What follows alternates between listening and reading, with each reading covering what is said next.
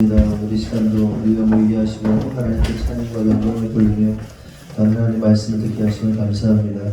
하나님 이 시간 간절히 소망하는 것은 이전에 모인 모든 이들이 하나님을 더욱더 사랑하고 하나님이 주신 지혜와 계시의 영으로 충만하여서 하나님이 기뻐하시는 것을 선택하고 하나님이 미워하는 것을 배제하는 거부하는 그런 삶 살아낼 수 있도록 하나님께서 역사하시고 인도하여 주시옵소서. 무엇보다도 이 시간을 통하여 오직 하나님만이 영광 받으시기를 간절히 소원합니다.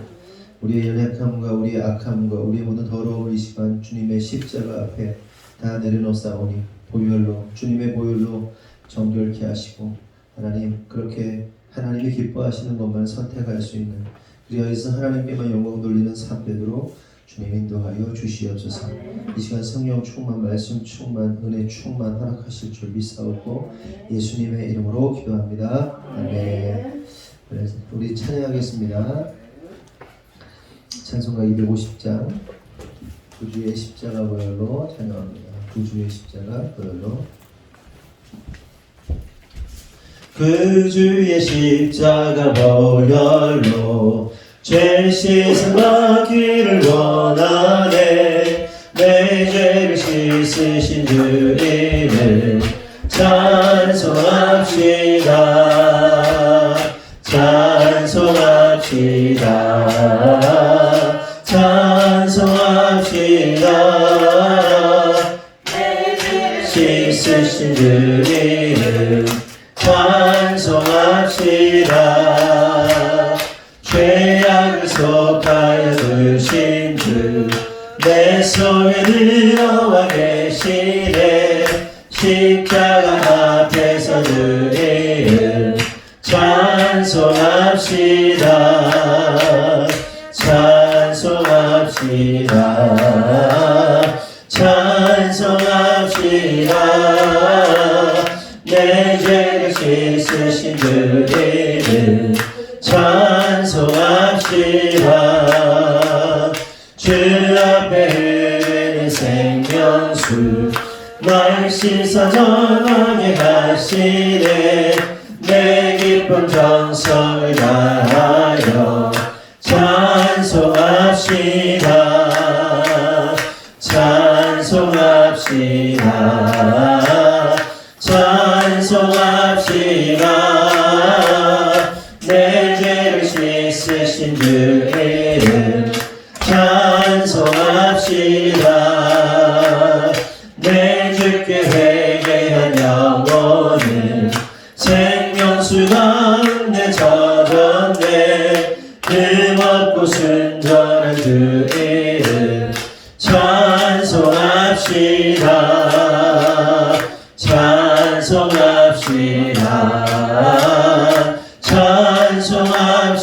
찬송합시다. 내 죄를 씻으신 주 이름 찬송합시다. 4절 내 주께 회개한 영혼을 생명수 가운데 젖었네. 흠없고 순전한 주 이름 찬송합시다. 할렐루야. 찬송합시다. 찬송합시다. 내 죄를 씻으신 주님을 찬송합시다. 아멘. 말씀은 열왕기상 1장 5절에서 14절까지 보겠습니다. 열왕기상 1장 5절에서 14절 말씀. 다 찾으셨죠? 네. 우리 한 절씩 교독하겠습니다.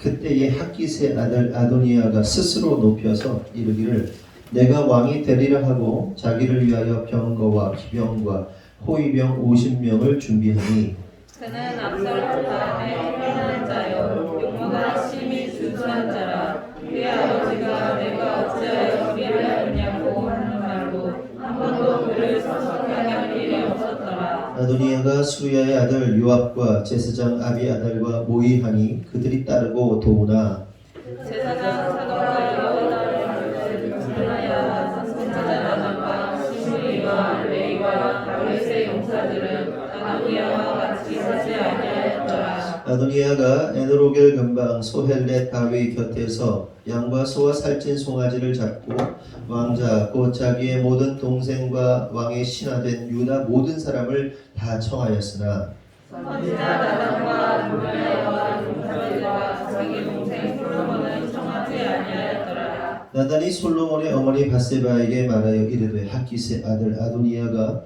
왕이 되었음을 듣지 못하였나이까 우리 주 다윗은 알지 못하시나이다. 이제 내게 당신의 생명과 당신의 아들 솔로몬의 생명을 구할 계책을 말하도록 허락하소서. 당신은 다윗 앞에 들어가서 아뢰기를 내 주 왕이여 전에 왕이 여종에게 맹세하여 이르시기를 내 아들 솔로몬이 반드시 나를 이어 왕이 되어 내 왕위에 앉으리라 하지 아니하셨나이까. 그런데 아도니아가 무슨 이유로 왕이 되었나이까 하소서. 당신이 거기서 왕과 말씀하실 때 나도 뒤로 들어가서 당신의 말씀을 확증하리이다. 아멘. 오늘 아도니아 그리고 여디디아라는 제목으로 말씀을 나누도록 하겠습니다. 지난주에 본 1장 1절에서 5절의 말씀을 보면 다윗 왕이 매우 늙었다라고 이렇게 기록하고 있습니다. 어느 정도로 늙었느냐? 이불로는 잠을 잘 때 이불로는 스스로의 체온을 유지할 수 없을 정도로 굉장히 노쇠했던 거예요. 이제 몸에 나이가 먹으면 몸에서 이제 온기가 빠져나가잖아요. 그래서 굉장히 늙어서 체온을 유지하지 못할 정도로 그래서 젊은 처녀를 통해서 몸의 체온을 유지해야 할 만큼 노쇠하게 되었다라고 성경은 기록하고 있습니다. 오해하지 말아야 할 것은 당시 이제 고대 사회에서는 왕과 같은 높은 신분에 있는 사람들이 체온을 유지하지 못하면 젊은 여인을 함께 두어서 체온을 유지하도록 이렇게 처방을 하곤 했습니다. 그렇게 늙고 노쇠한 그래서 당장 죽어도 이상하지 않을 만큼 늙었던 다윗이 이상한 점 하나를 발견할 수 있는데 그렇게 늙고 병들거나 늙거나 자기 체온을 유지하지 못할 만큼 그러니까 오늘 내일 하는 사람이거든요. 그 사람이 가장 왕으로서 해야 할 일이 뭐겠습니까? 그것은 다음 왕위를 세우는 거예요. 다음 왕자, 그러니까 왕이 될 사람을 세우는 것이 가장 중요한 일입니다. 그런데 그럼에도 불구하고 다윗은 차기 왕을 세우지 않고 그냥 그렇게 언제 죽을지 모르는 상태로 그렇게 살아가고 있었던 겁니다. 그러자 마음이 급해진 왕자 가운데 서열 1위였던 아도니아가 반역을 일으키게 되는 내용이 이제 오늘 본문의 내용이라고 보시면 돼요. 하지만 결론적으로 우리가 알고 있다시피 아도니아는 왕이 되지 못하고 솔로몬이 왕이 되는 것을 우리가 알 수 있습니다. 이 사실을 통해서 우리가 이제 먼저 한 가지 깨달을 수 있는 중요한 사실이 있는데 그것은 이스라엘의 왕이 되는 것 그리고 하나님 마음에 합한 한 사람이 왕으로 세워져야 되는데 그 왕이 되는 것은 인간의 어떤 노력이나 힘이나 어떤 스펙이나 잘남이나 어떤 조건이 있다고 해서 그 사람이 왕이 되는 것이 아니라 반드시 하나님의 언약과 약속에 의해서 세워지게 된다는 겁니다. 그러니까 하나님께서 준비하신 하나님께서 기뻐하시는 왕은 아도니아가 아니라 솔로몬이었고 또한 그 왕 다윗을 이을 왕이 솔로몬이어야만 했던 거예요. 그러니까 그리고 그 이유는 뭐냐면 솔로몬이 왕이 되어야만 했던 이유는 하나님의 언약과 하나님의 약속 그 모든 것이 솔로몬을 향해 있었기 때문에 왜 솔로몬에게 향해 있었냐? 이거는 물어보면 할 말이 없어요. 왜냐하면 하나님의 뜻이거든요. 그러니까 하나님은 세상에 힘 있는 자들, 세상에 잘 나가는 자들, 스펙이 뭐 대단하고 잘나고 이 뒤에 설명하겠지만 아도니아라는 사람이 정말 대단한 사람이거든요. 엄청난 스펙과 엄청난 이 외모와 이런 걸 가지고 있었던 사람인데 하나님께서는 솔로몬에게 그 하나님의 언약이 향하고 있었기 때문에 그 솔로몬이 왕이 되었던 것을 되는 것을 우리가 볼 수 있습니다. 결국 하나님이 오실 때 하나님이 중요하게 여기시는 것은 사람의 인간적인 조건이 아니라 하나님의 뜻, 하나님의 계획 그 자체가 중요한 거예요. 그것으로 하나님이 세우시는 사람이 세워지는 것이다.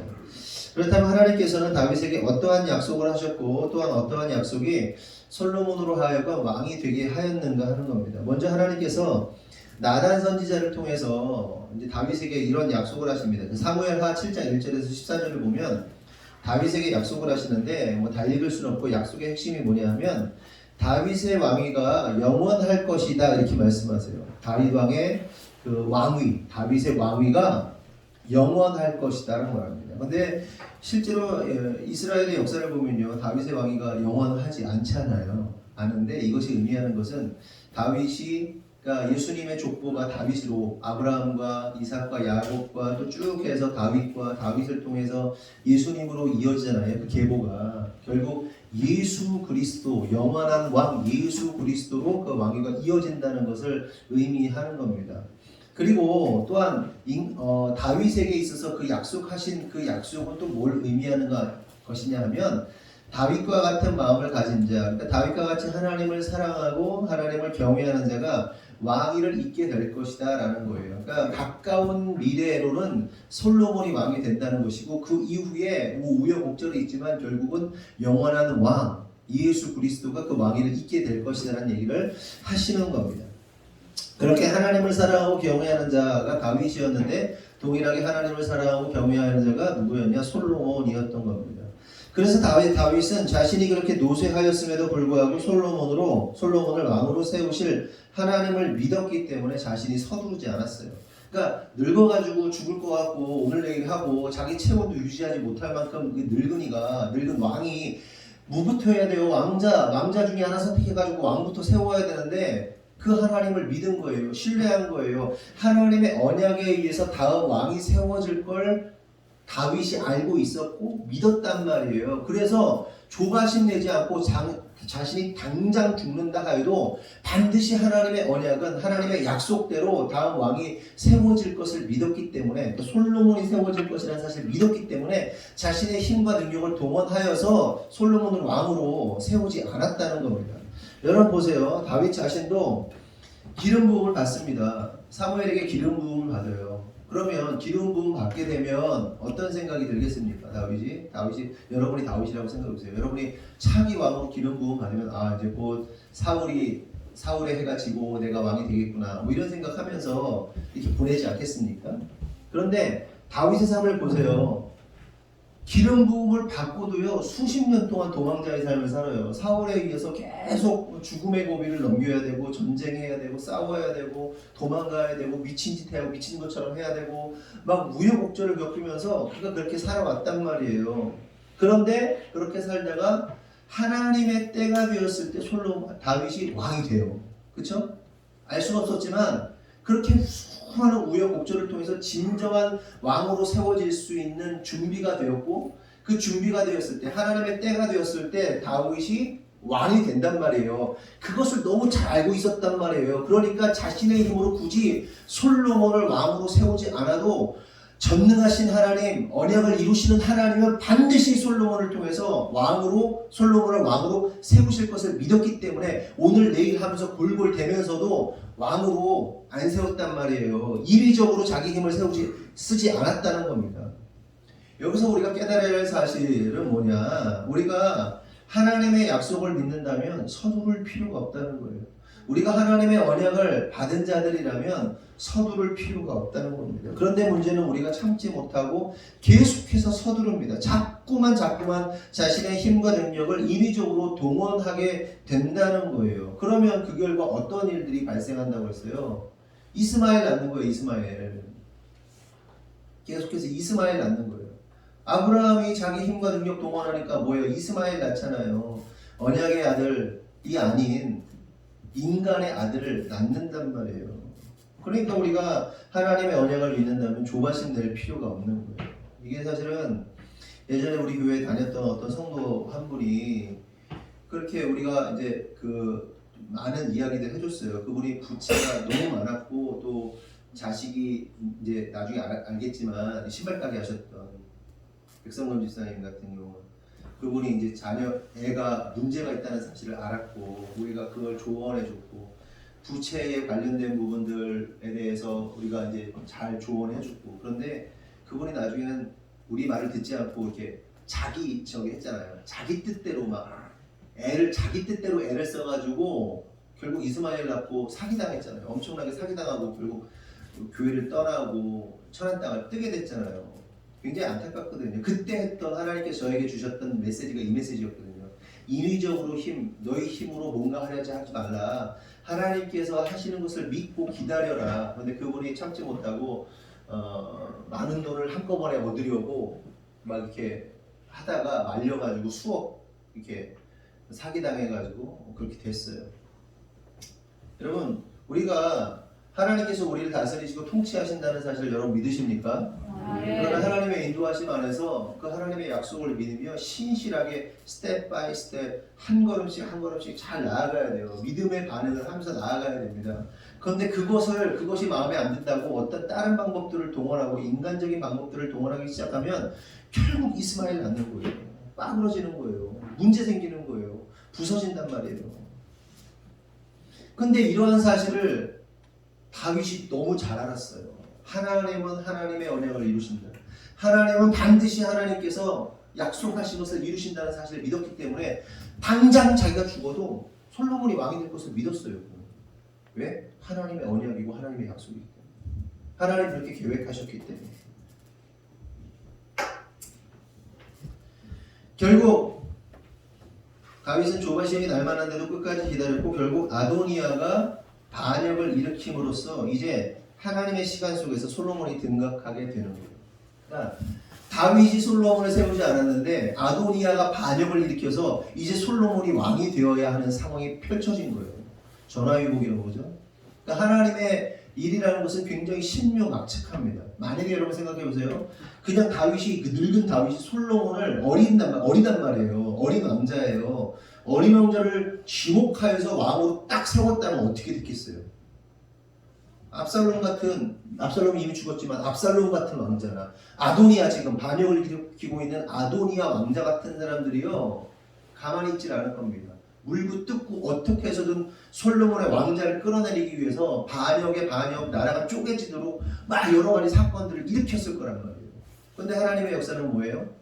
아도니아가 스스로 일어나가지고 반역을 꾀하고 이 반역 역모잖아요. 왕의 명령 없이 지가 왕이 되겠다고 한 거는 모반 아닙니까? 역모 아닙니까? 분명한 명분이 있죠. 처단할 명분이 있죠. 그 사이에 하나님께서는 그 다윗이 솔로몬을 왕으로 지명하고 아도니아가 처단되는, 아도니아가 사라지게 되는 그런 일들이 아주 하나님의 역사 안에서 아름답게 해결되는 것을 우리가 볼 수 있습니다. 실제로 우리가 살다 보면 하나님의 역사를 이런 식으로 경험할 때가 많이 있어요. 학원에서도 마찬가지예요. 학원에 인수하는 과정을 보면요. 사실은 어떤 사람이 그 학원을 인수를 했단 말이에요. 이미 계약서 다 쓰고 이미 다 끝나버린 거예요. 근데 지사장이 어떻게 해요? 그 사람 걸 뺏어요. 왜? 지사장이 뭐라고 그러냐면 나는 한 번도 이렇게 싸워본 적도 없고 그럴 마음도 없는데 이거는 꼭 여기를 줘야 된다는 거예요. 우리를. 자기가 3일 동안 싸워요. 막 피 튀기면서 싸워요. 그리고 그 인수했던 사람이 손을 들고 우리한테 넘긴 거예요. 그러니까 먹어서 여기 막 소화되고 있는 걸 손 끄집어내가지고 빼가지고 우리한테 준 거예요. 놀라운 일이죠. 그런 일들이 있어요. 하나님의 역사가 일어날 때는. 그러니까 여러분 어떠한 사건들, 어떠한 일들 속에서 위기가 올 때에도요. 끝까지 하나님을 신뢰하세요. 그리고 완전히 넘어간 것 같다 할지라도 하나님의 약속이라면요. 언제든지 하나님을 뒤집으셔서 하나님의 일을 이루시는 분이십니다. 그게 굉장히 중요해요. 그걸 신뢰해야 된단 말이에요. 계속해서 본문 5절에서 10절을 보면 반역을 꾀하는 아도니아의 모습이 등장합니다. 5절에서 10절을 보면 그때 학기스의 아들 아도니아가 스스로 높여서 이르기를 내가 왕이 되리라 하고 자기를 위하여 병거와 기병과 호위병 50명을 준비하니 그는 압살롬 다음에 태어난 자요 용모가 심히 준수한 자라. 그의 아버지가 내가 어찌하여 그리하였느냐고 하는 말로 한 번도 그를 섭섭하게 한 일이 없었더라.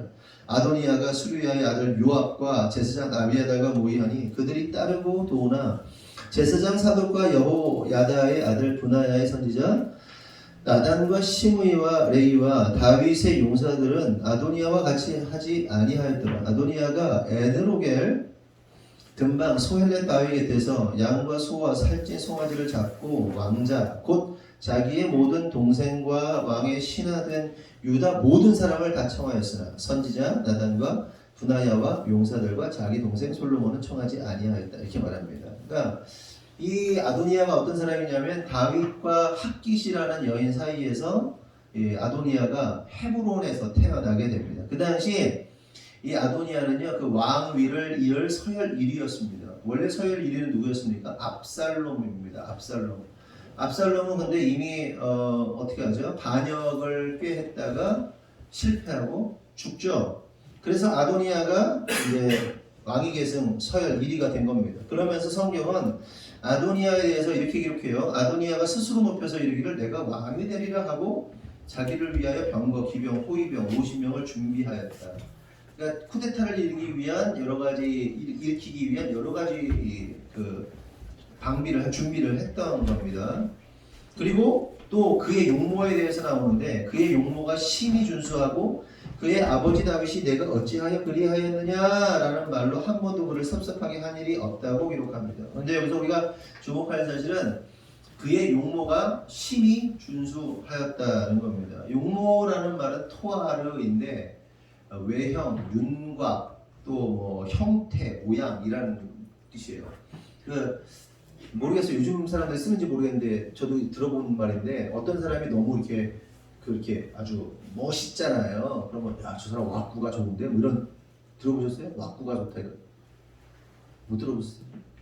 수란 형제님 왁구가 죽이는 이런 못 들어보셨어요? 그러니까 딱 봐도 그냥 이 왁구가 그냥 형태가 끝내줘. 그 뜻이에요 이게. 토아르가. 그리고 심희라는 말은 메오드인데 어떤 뜻을 가지고 있냐? 힘, 굉장히, 매우, 대단히.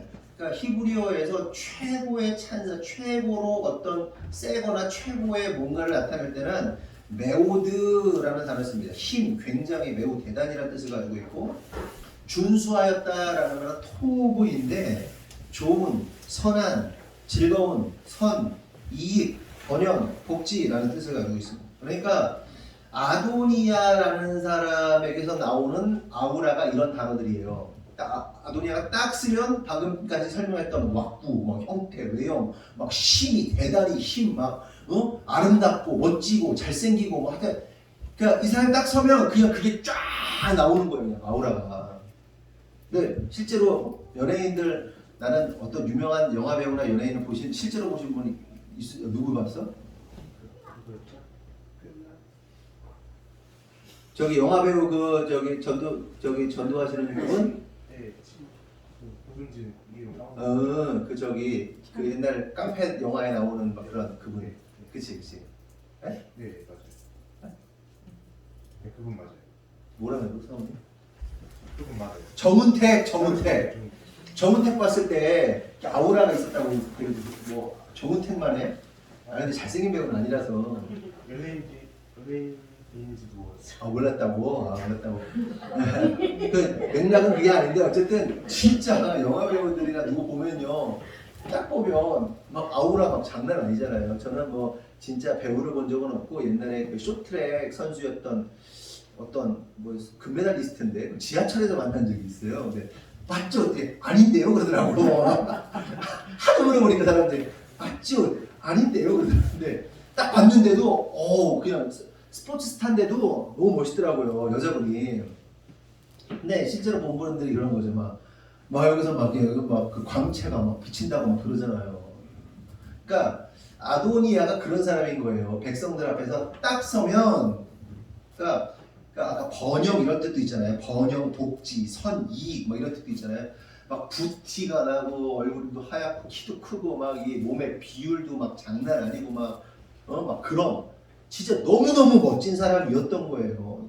그런데 그 사람이 그냥 멋지게만 했던 게 아니라 성품도 좋고 모든 사람들이 아주 흠모할 만한 대단한 성품, 그리고 거기다가 성품뿐만 아니라 어떤 처세술이나 정치 정치적 역량도 굉장히 대단했던 사람으로 보입니다. 그러면서 이제 아도니아의 성품을 알 수 있는 말이 좀 전에 읽은 말씀에 나오는데요. 그게 뭐냐? 다윗이 아도니아에게 한 번도 말로 그를 섭섭하게 한 일이 없다, 이렇게 말합니다. 이 부분에 대해서 이제 뭐 해석하는 분들이 여러 가지로 해석할 수 있습니다. 어떤 분들은 어떻게 해석하냐면 다윗이 아도니아를 단 한 번도 혼내지 않아가지고 그 마음을 섭섭하게 하지 않았다. 한 번도 안 혼내가지고 그 아들이 버릇이 없어가지고 속된 말로 싹이 없어서 싸가지가 없어서 역모를 꾸민 것이다 라고 해석하는 분들도 있어요. 하지만 이 해석은 설득력이 없어요. 제가 볼 때는 아도니아가 왕자로서 정말 처신을 잘해서 아버지 다윗으로부터 혼날 일이 없었던 것으로 보여집니다. 왜냐하면 그의 정치적 행보를 보면 알 수 있어요. 그러니까 그가 평상시에 사고치고 돌아다니고 철없이 행동하고 위아래도 모르는 사람이었다면, 그런 자식이었다면 그가 역모를 꾸몄을 때 사람들이 그와 함께 했을까요? 절대로 할 수 없어요. 그러니까 아까 읽었지만 그 유다의 모든 사람들을 다 모았어요. 솔로몬하고 몇 제사장하고 누구 몇 명 빼고 그 유력자들 다 모았어요. 그래서 다 동원할 만큼 대단한 정치적 역량이 있었던 사람입니다. 여러분, 내가 지금 왕이 버젓이 살아있는데 쿠데타를 일으키려고 하는 사람이 다 모아가지고 내가 스스로 왕이 되겠다 이렇게 선포하는 그 자리에 누가 그냥 그렇게 나오겠냔 말이에요. 목숨 거는 행위인데 그 목숨 거는 행위를 함부로 하겠냔 말이에요. 그런데 대부분의 사람들이 그 목숨 거는 행위에 같이 동참합니다. 그리고 특별히 주목해 볼 사람이 있는데 제사장 아비아달 그리고 요압 장군이 그와 함께 했다는 것은 매우 주목해 볼 만한 일이라는 거예요.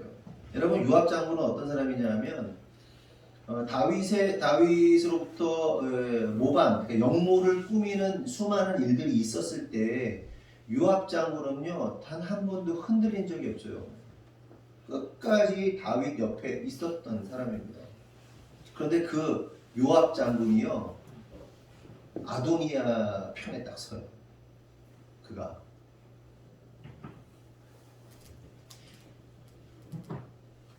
또한 제사장 아비아달이 또 함께합니다. 결국 이것은 뭐냐면 그가 이러한 유력한 자들을 설득할 만한 정치적인 능력, 처세, 성품 이런 것들이 잘 준비되어 있었다는 것을 의미하는 겁니다.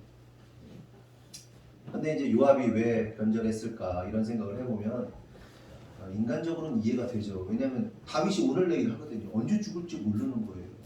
그러면 줄을 딱 서야 될 거 아니에요. 장군이 이제 다윗은 끝났고 성품도 좋고 정치적 영향도 좋고 이것저것 봤을 때 백성들에게 엄청난 인기가 있고 이런 그래 아도니아한테 힘을 실어주고 그가 왕으로 잘 세워질 수 있도록 해야겠다 이런 판단을 했겠죠. 그리고 이제 40절을 보면 읽지 않았지만 40절을 제가 볼게요. 모든 백성이 그를 따라 올라와서 피리를 불며 크게 즐거워하므로 땅이 그들의 소리로 말미암아 갈라질 듯하니 이렇게 말합니다. 그러니까 아도니아가 왕이 되겠다고 스스로 선포하거든요. 선포하자 온 백성이 좋아가지고 땅이 갈라질 정도라는 표현이 어디서 나와요? 그러니까 너무 소리가 크니까 막 땅이 막 지진 난 것처럼 엄청난 환호와 기쁨으로 사람들이 반응했다는 겁니다. 그렇죠? 그러니까 한마디로 말하면 아도니아는 솔로몬과 비교되지 않을 만큼 준비가 잘 된, 인기도 많고 멋지고 잘생기고 솔로몬과는 다르게 정치적으로 흠이 없는 왕이 되기 딱 알맞은 준비된 왕이었다는 거예요. 그러니까 그에 비해서 솔로몬은 어떻습니까? 이제 뒤에 설명하겠지만 솔로몬의 태생이 어때요? 아버지 다윗이 간음해가지고 자식을 낳는데 자식 바세바가 임신을 했는데 그 사실을 숨기기 위해서 우리아를 살인교사 해가지고 전쟁터에 내보내서 죽여버리고, 네? 그렇잖아요. 죽인 다음에 어떻게 해요? 그 아들이 죽어버려요. 태어난 아들이.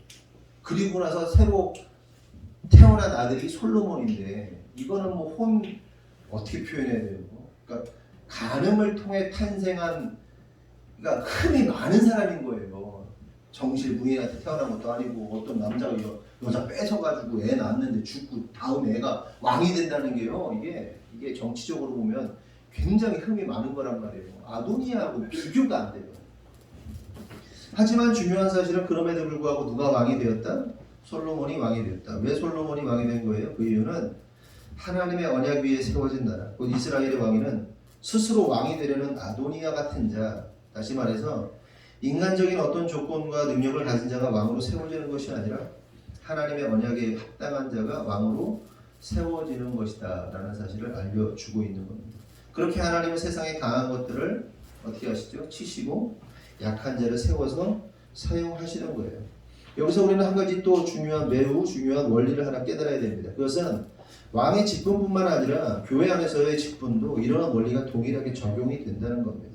다시 말해서 집사가 되고 권사가 되고 장로가 되고 목사가 되고 뭐 이러한 것들이요, 사람들의 인기와 사람들의 판단, 그 사람을 좋아하냐 싫어하냐 호불호에 의해서 갈려지고 세워지는 것이 아니라 오직 하나님의 은혜로 또한 하나님의 말씀과 언약으로 세워져야 한다는 겁니다. 일반적으로 집사를 세울 때 교회들에서 많이 하는 게 뭐냐면요, 성도들의 몇 명 이상의 추천, 장로님이 되면 몇 명 이상의 추천, 이런 게 있어야 돼요. 사람들로부터 인정받아야 돼요. 물론 신앙적인 부분도 물론 인정받아야 되는 게 맞아요. 그러니까 정말 인정받을 만큼 잘 해야 되는 게 맞아요. 그건 맞아요. 그런데 이보다 더 중요한 게 뭐냐, 사람들이 이 사람을 좋아하냐 싫어하냐, 인기가 있냐 없냐, 이 사람하고 나하고 친하냐 뭐하냐 뭐 이런 게 중요한 게 아니고, 하나님의 사람으로 직분자로 세워지려면 하나님의 말씀에 의해서 하나님의 은혜로 세워져야 한다는 것이지 사람들의 판단에 의해서 세워져서는 안 된다는 거예요. 아멘이십니까? 아멘.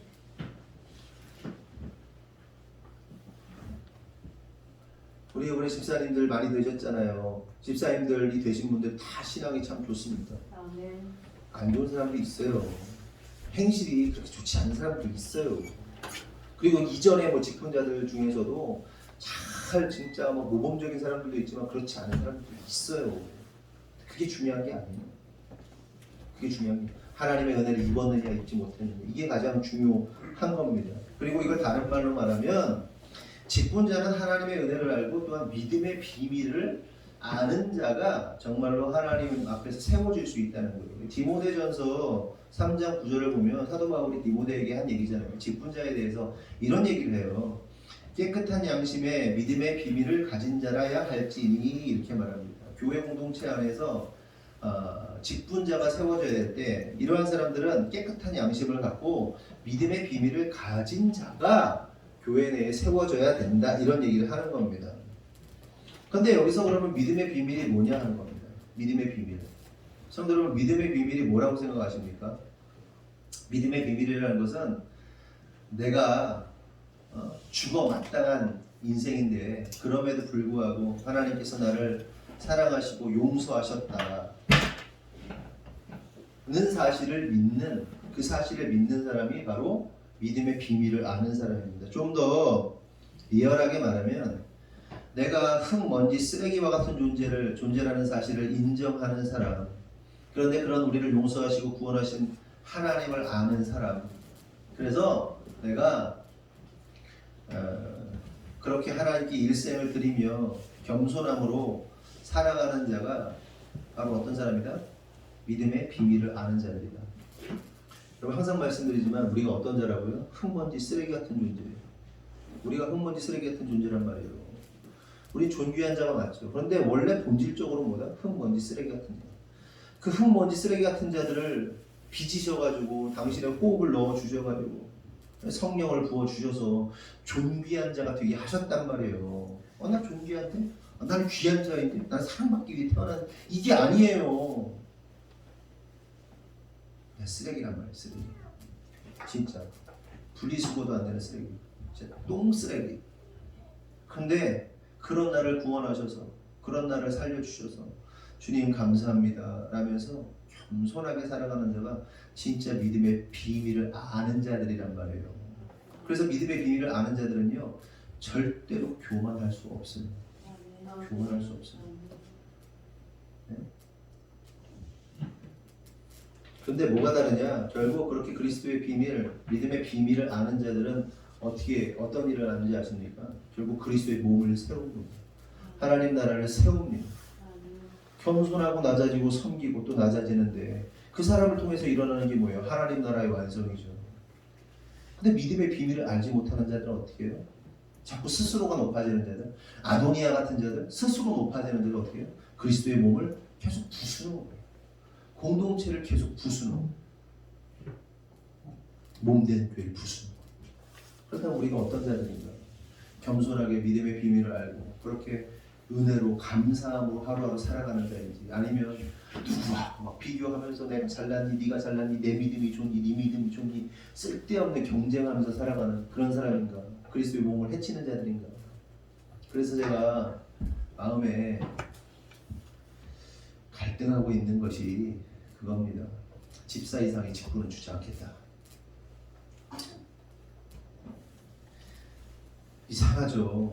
뭐 대부분 그렇진 않지만 이상하게 직분이 높아지면 괜히 직분을 줘서 망하는 사람을 너무 많이 봐요. 그것이 뭐라고? 그리고 그것에 대한 막 그 욕망이 있는 사람들이 있어요. 직분에 대한 욕망. 아무것도 아니거든요. 아무것도 아니에요.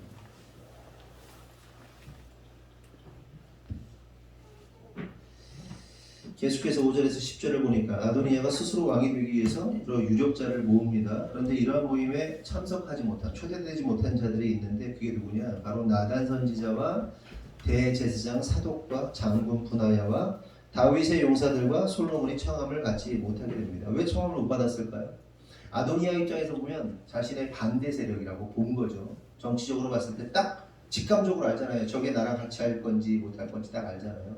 이걸 또 영적으로 보면 이들이 바로 하나님 편에 있었기 때문에 하나님의 편에 선 자들을 제외시키고 왕따시킨 겁니다. 그러니까 온 백성들이 모여서 왕으로 추대하는 자리에 요들만 쫙 뺀 거예요. 다윗하고 솔로몬하고 나단 선지자, 대제사장 사도 뭐 이런 사람들만 쏙 빼라는 거예요. 그럼 그리스도인들이요 이렇게 왕따를 당할 때가 많아요. 세상은 그리스도인들을 싫어합니다. 미워합니다. 하나님 편의 산 자들을요 싫어하고 미워하게 돼 있어요. 그런데 이것이 우리의 운명입니다. 괜찮아요. 왕따 당해도 괜찮아요. 기뻐하십시오. 오히려. 아멘이십니까? 아멘. 그렇게 다윗과 솔로몬 쪽 사람을 제외하고 아도니아를 왕으로 추대하는 잔치가 벌어져요. 순식간에 왕권이 넘어가게 되는 아주 위급한 위중한 상황이 펼쳐지고 있는 거예요. 한편 이러한 소식을 나단 선지자가 듣게 되죠. 그래서 그때부터 하나님은 나단을 통해서 하나님의 역사를 이루어가는 걸 볼 수 있습니다. 11절에서 14절 보면 나단이 솔로몬의 어머니 밧세바에게 말하여 이르되 학기스의 아들 아도니아가 왕이 되었음을 듣지 못하였나이까? 우리 주 다윗은 알지 못하시나이다. 이제 내게 당신의 생명과 당신의 아들 솔로몬의 생명을 구할 계책을 말하게 허락하소서. 당신은 다윗왕 앞에 들어가서 아뢰기를 내 주 왕이여 전에 왕이 여종에게 맹세하여 이르기를 내 아들 솔로몬이 반드시 나를 이어 왕이 되어 내 왕위에 앉으리라 하지 아니하셨나이까? 그런데 아도니아가 무슨 이유로 왕이 되었나이까 하소서. 당신이 거기서 왕과 말씀하실 때에 나도 뒤이어 들어가서 당신의 말씀을 확증하리이다. 나단 선지자가 밧세바한테 얘기하는 거예요. 가서 왕한테 얘기하세요. 아도니아가 왕이 됐는데 아니 왕이시여 당신이 나의 아들 밧세바입니다. 밧세바의 아들 솔로몬이 왕이 되게 하기로 약속하셨는데 이게 도대체 어떻게 된 일입니까? 라고 왕에게 물으면 나단 선지자가 뒤에 있다가 따라 들어가서 이 말을 거들겠다 이런 얘기입니다. 밧세바가 여기서 밧세바 이제 그러면서 이제 우리가 여기서 생각해볼 사실은 뭐냐면 다윗이 밧세바에게 약속을 했다는 거죠. 솔로몬을 왕으로 세우겠다고 약속을 했다는 겁니다. 그러면 여기서 생각해볼 것은 왜 다윗은 그렇게 멋지고 잘생긴 아도니아 그리고 이미 죽었지만 압살롬 같은 자를 왕으로 세우지 아니하고 아도니아를 왕으로 세우지 아니하고 그 어리디 어린 약속을 했을 때 왕이 될 때도 어렸는데 그 전에 약속을 했을 거 아니에요. 어리디 어린 앞을 알 수도 없는 얘가 똑똑한 건지 미련한 건지 얘가 왕으로서의 품격이 있는지 뭐한지 알 수도 없는 솔로몬을 다짜고짜 내가 솔로몬을 왕으로 세울게 라고 밧세바에게 왜 그런 약속을 했을까 하는 거예요. 그렇잖아요. 잘생기고 멋진 아들 중에 하나 아도니아 같은 사람 왕 세우면 딱 좋잖아요. 근데 왜 굳이 알 수 없는 어떻게 성장할지도 모르는 솔로몬을 왕으로 세우겠다고 약속한 걸까? 그 이유는 다윗이 하나님으로부터 은혜를 입은 증거가 바로 솔로몬이었기 때문에 그래요. 이게 무슨 말인가 설명을 할게요. 다윗이 밧세바를 취합니다. 아까도 설명했지만 밧세바를 취해요. 간음합니다.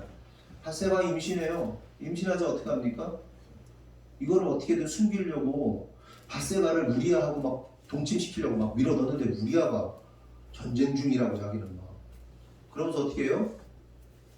그냥 끝까지 거부하다가 결국 어떻게 해요? 다윗이 전쟁터에 내보내가지고 사지로 몰아서 죽게 만든단 말이에요. 살인교사를 한 겁니다. 살인교사. 그런데 문제는 밧세바가 임신한 아이가 태어나지만 이내 살지 못하고 죽어요. 여러분 그러면 이 아이의 죽음은 누구의 잘못 때문인 거예요? 누가 잘못해서 이 아이가 죽은 거예요? 혜린아, 너는 누가 잘못해서 아이가 죽었다고 생각이 드니? 무슨 말인지 모르겠니 혹시? 그래. 누구 때문에 죽은 거예요? 다윗 때문에 죽은 거 아니에요. 다윗이 사고 쳐가지고 생기지 말아야 할 아이가 생겨가지고 결국 그 다윗의 죄 때문에 죽은 거 아닙니까? 그러면 다윗이 죽어야 되는 게 맞아요? 그 어린 아이가 죽어야 되는 게 맞아요? 다윗이 죽어야 되는 게 맞아요. 그리고 그리고 또 밧세바를 취했어. 그런데 누구를 죽여요? 우리아를 죽여요. 우리아가 죽어야 되는 거예요? 다윗이 죽어야 되는 거예요? 다윗이 죽어야 되는 거예요.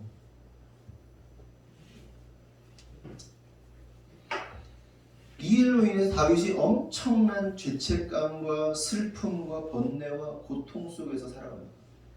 생각해 보세요. 왕이 눈이 휘가닥 돌아가지고 갑자기 막 진짜 이 끔찍한 일을 한 거예요. 끔찍한 일을 막. 와우. 그 어디 뭐 치정 사건 막 그런 거잖아요. 지나가도 모든 여자를 막 해가지고 막 임신하는데 애 죽고 막 남편 막 죽여버리고 막 이거 한 거 아니에요. 최근에 무슨 뉴스 있잖아요. 뭐 어떤 그 PC방에서 게임을 같이 뭐 하던 그 남자의 이름이 뭐야? 걔가 그 여자를 만나자고 해도 안 만나주니까 그 집에 가가지고 엄마 죽이고 동부 죽이고 뭐 세모녀를 죽였잖아요. 아 뭐가 달러? 아 비슷한 거예요. 더 끔찍하지. 아유. 엄청난 죄책감, 엄청난 정말 이렇게 회개해도 회개가 안 되는 어마어마한 그것도 왕이 그 짓을 한 거예요. 알았어요. 주변 사람들 다 알았어요. 나단 선지자 나단도 알아가지고 막 꾸짖잖아요. 엄청난 고통 속에서 그가 살았단 말이에요. 그런데 놀라운 사실은 그럼에도 불구하고 이런 파렴치한 죄인 다윗을 하나님께서 용서하신단 말이에요. 근데 그 용서의 징표가 뭔지 아세요? 솔로몬이에요. 솔로몬.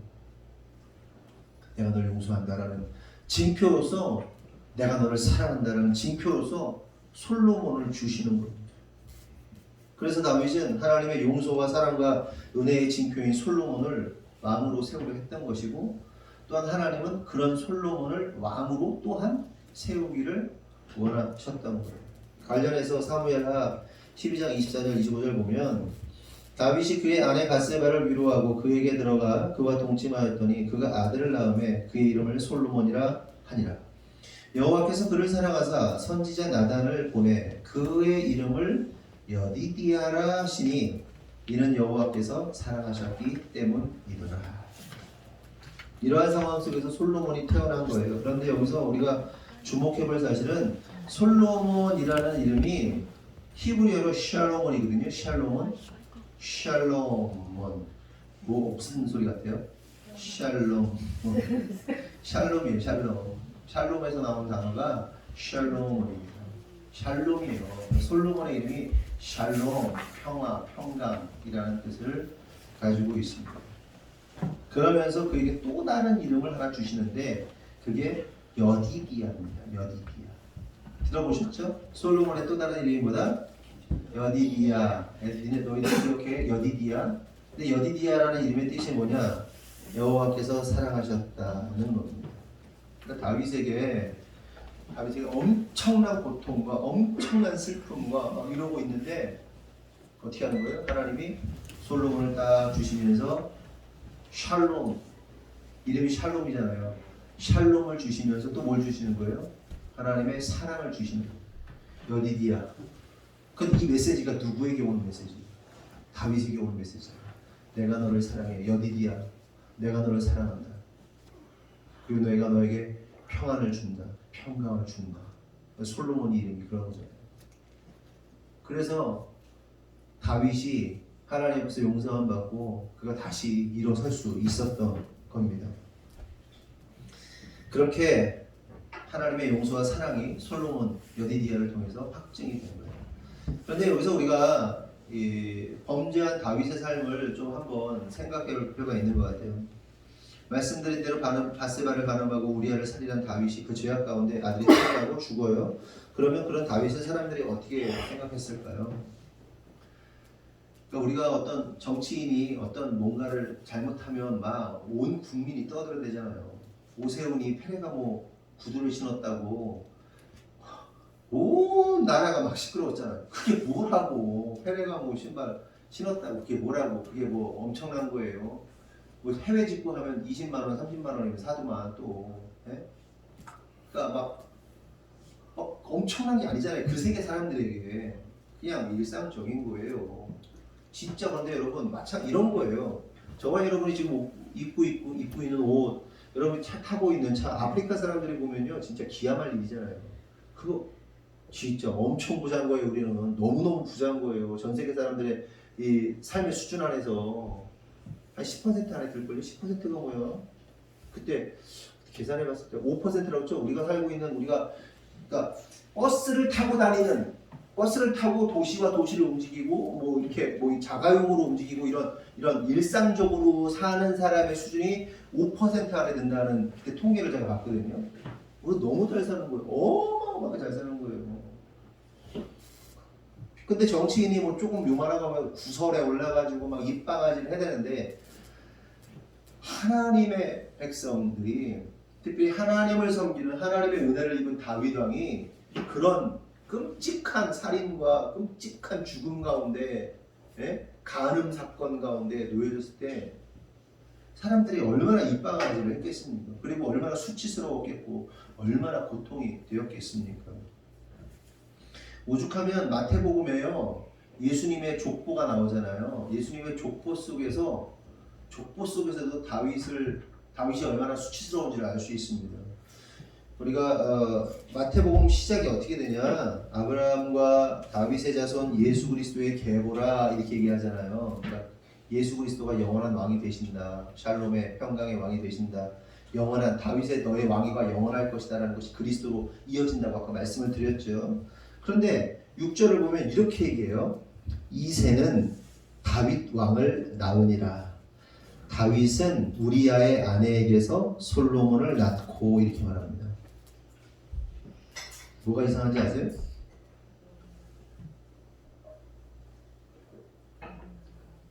다윗이 바세바에게서 솔로몬을 낳고 이렇게 말하지 않고요. 다윗이 우리아의 아내에게서 낳았다 이렇게 기록하고 있습니다.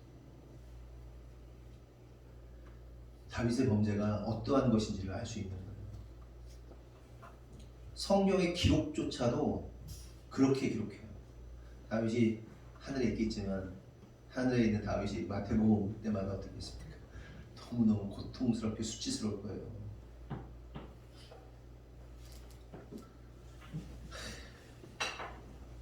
그런데 이처럼 수치스럽고 고통스러운 삶 속에서 놀랍게도 하나님은 다윗을 이을 왕으로 솔로몬을 세우셨다는 거죠. 여기서 알 수 있는 사실은 뭐냐? 하나님은 당신의 역사를 이루실 때 사람들의 평가나 생각을 중요하게 여기지 않으신다는 거예요. 인간적인 평가를 해보세요. 그러니까 다윗이 솔로몬을 지목하기도 했고 또 하나님이 솔로몬을 지목하기도 하셨는데, 솔로몬이라는 사람을 어떻게, 여러분이라면 양심이 있으면 여러분이 그러한 짓을 버려가지고 자식을 낳았는데 이 자식을 왕으로 여러분 세울 수 있겠냔 말이에요. 그렇잖아요. 하나님이라도 그렇지 않겠어요? 하나님이라도 이런 진짜 말도 안 되는 끔찍한 사고를 일으켜가지고 나온 자식을 왕으로 세운다? 사람들이 얼마나 입방아지를 하겠어요. 다윗이 막 내가 다 봤다고 막 그러면서 바세바한테 막 그래가지고 막 임신했자고. 근데 이 새끼 애가 태어났는데 그냥 죽어버렸어. 그리고 그 전에 야 우리가 죽여버리잖아. 끔찍한 왕이야. 이게 일생을 꼬리표처럼 따라다니는 거예요. 마음으로서는 너무너무 고통스러운 거란 말이에요. 그러면 그 솔로몬 왕으로 세울 수 있냔 말이에요. 하나님이라도 그 왕 세울 수 있냔 말이에요. 근데 하나님은 개의치 않으세요. 사람들의 판단이나 생각이 중요하지 않다는 거예요. 하나님은 하나님의 뜻대로 일하시는 거예요. 아멘이십니까? 여러분 살다 보면요, 내가 자격이 될까? 내가 뭐 어떨까? 저떨까? 그리고 우리 스스로도 어떤 사람에 대해서 평가를 이 사람은 뭐 절대 안 돼. 중요하지 않아요. 하나님이 원하시면 하나님이 그렇게 하시겠다면요, 찍소리만 있어야 돼요. 그게 하나님의 방식이에요. 근데 이게 싫어요. 만약에 하나님이 그렇게 하는 게 싫어요? 그 사람 하나님 믿는 사람이 아니에요. 신본주의자가 아닌 거예요. 하나님이 막 독재를 해? 하나님이 뭐 마음대로 하셔? 난 그거 마음에 안 들어? 그럼 예수 믿지 말아야지. 어떻게 해? 하나님은 하나님 마음대로 하시는 분이세요. 하나님의 사람들은 하나님이 마음대로 하는 게 아무 문제가 없어요. 근데 세상 사람들은 그게 마음에 안 들지.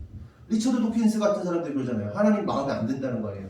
결국 그 사람이 뭐예요? 무신론자인데, 하버드 석좌 교수인데, 그 사람이 결국 내린 결론이 뭐예요? 자기 말에 자기가 엉켜가지고 막 자기 논리에 엉켜가지고 신이 있다고 고백을 하잖아요. 근데 결론은 뭐예요? 그 신이 마음에 안 든다는 거예요. 그 신이 막 도륙하시고 막 살인하시고 막 멸절시키시고 그런 하나님 싫다는 거예요. 근데 그 사람 어렴풋이 기억나는데 어린 시절에 뭐 그런 상처가 있었던 것 같아요. 신앙적으로. 그래서 하나님을 인정하기 싫은 거였던 거죠.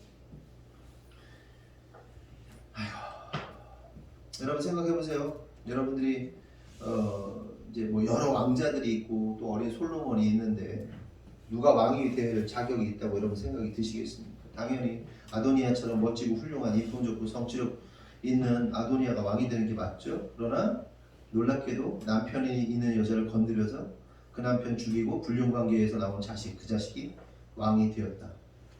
그러면 궁금한 것은 왜 하나님은 이러한 일을 벌이시고 계신가? 참으로 이상하잖아요.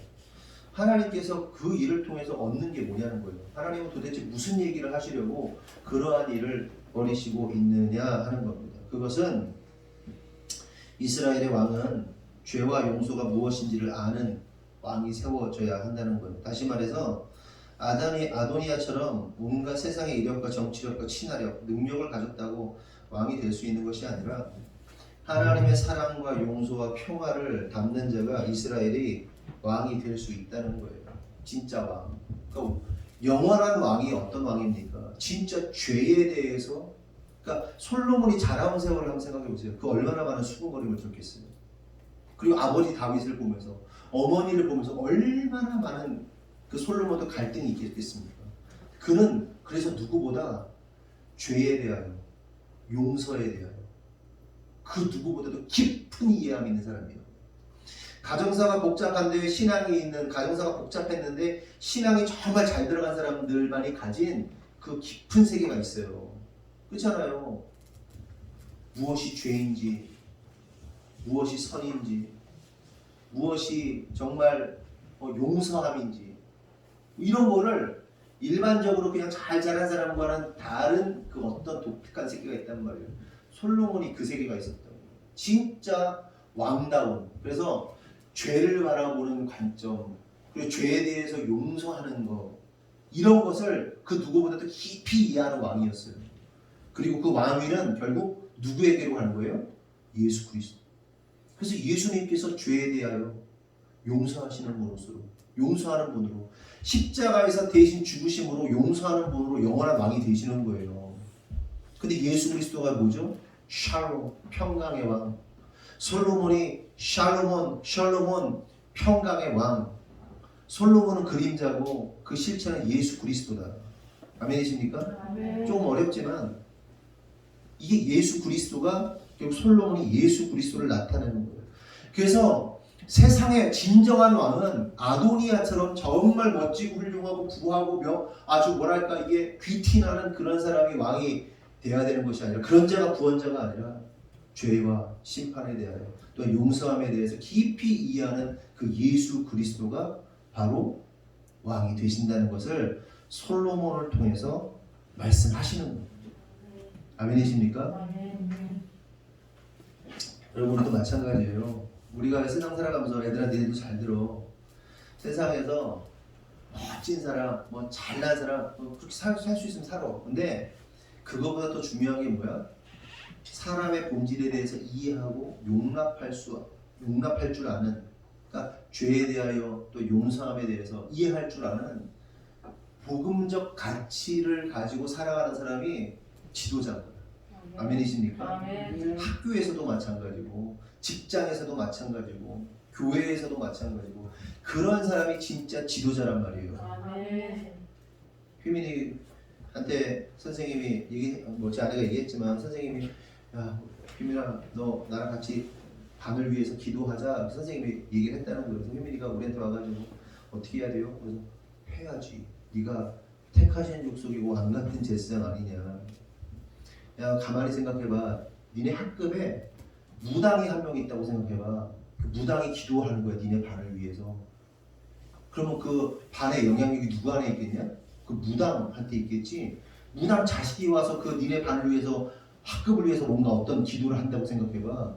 그 영적 그 권위가 누구한테 있겠어? 무당 아들한테 있겠지. 똑같은 거야. 그 학급 안에 일어나는 영적인 기류들과 영적인 그 모든 것들을 기도함으로써 대신 죽어주는 지도자가 필요하다. 너희 담임 선생님하고 너다. 선생님 너한테 그렇게 초대하셨다. 넌 기쁨으로 그 일을 감당해라. 택하신 족속의 왕같은 제사장으로 네가 기도해라. 너는 잘 이해하지 못할지라도 진심으로 네가 이해할 수 있는 한에서 진심으로 마음을 다해서 너희 반 아이들 위해 기도하고 또 기도해라. 그것이 네가 대학에 갔을 때, 직장에 갔을 때, 네가 어떤 공동체에 들어갔을 때 그것이 지도력으로 나타나게 될 것이다.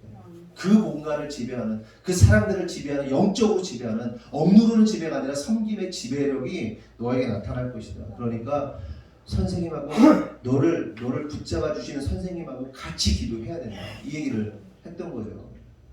내일부터 7시에 가야 돼. 일찍 가야 돼. 데려다 줘. 같이 죽는 거예요. 근데 제사장은 뭐예요? 죽는 게 제사장이에요. 내가 대신 죽는 게 주제장이에요. 그 아이도 죽고 나도 죽고 그 한 맡겨진 영혼들을 살리기 위해서 누군가를 죽어나가고 희생하는 거예요. 그게 진짜죠. 말씀을 마칩니다. 성도 여러분, 그러므로 저와 여러분이 살아가면서 아도니아 같은 자를 흠모할 것이 아니라 솔로몬과 같은 자를 선택하시는 그 하나님의 은혜를 기뻐하며 감사할 줄 아는, 그것에 반응할 줄 아는 우리 모두가 됐으면 좋겠습니다. 기도하겠습니다. 하나님 감사합니다. 오늘 말씀을 통해서 깨닫습니다. 우리가 아도니아처럼 스스로 왕이 되고자 하고 스스로 높아지려는 사람은 아니라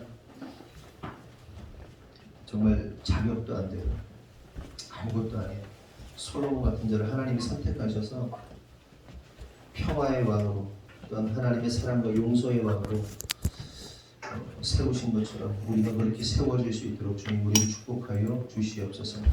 우리 다음 세대들이 그렇게 세워지게 하시고 믿음의 선배들이 그렇게 잘 세워져서 우리 하늘꿈 교회가 그러한 하나님의 사명을 잘 감당하고 하나님의 마음을 시원케 하는 교회와 성도 될 수 있도록 주님 인도하여 주시옵소서. 특별히 하나님 오늘 말씀 가운데 우리 성도들의 마음을 두드리고 성도들의 마음 가운데 하나님 음성으로 주신 것이 있다면 하나님이 역사하셔서 반드시 하나님의 뜻을 이루어 주시옵소서. 우리가 아브라함처럼 조바심 내고 그래서 나의 힘과 능력을 통해서 이스마엘을 낳는 자가 아니라 끝까지 믿음으로 하나님의 역사하심을 믿고 기다리는 다윗처럼 우리가 그렇게 기다림으로 하나님의 역사를 볼 수 있도록 인도하여 주시옵소서. 우리 안에 믿음의 비밀이 있게 하여 주시고 그렇게 낮아지고 겸손해지는 내가 아무것도 아니고 쓰레기 먼지 같은 자임에도 불구하고 구원하신 주님을 감사함으로 기억하면서 나아갈 수 있는 참으로 겸손한 하나님이 기뻐하시는 성도들 되도록 축복하여 주시옵소서. 주님께서 이루실 줄 믿사오고 예수님의 이름으로 기도합니다. 아멘. 우리 다 같이 주여 한번 하고 기도하겠습니다. 주여!